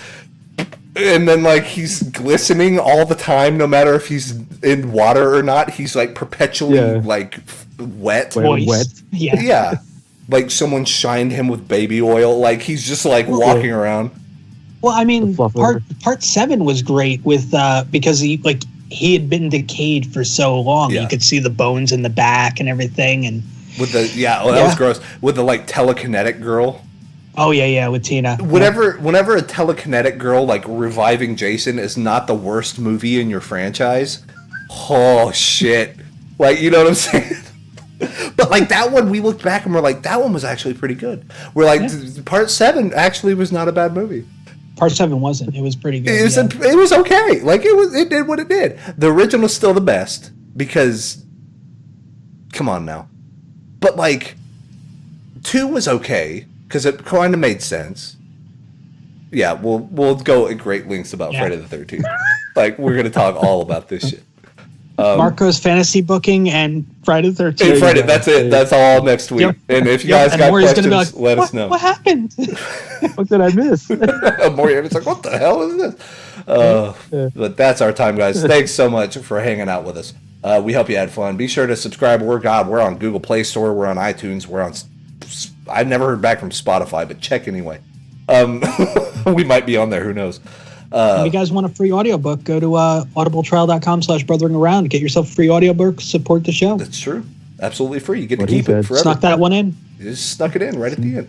But that's our time, guys. We will catch you guys next week. And thanks so much for the questions. We'll talk to you soon. Peace.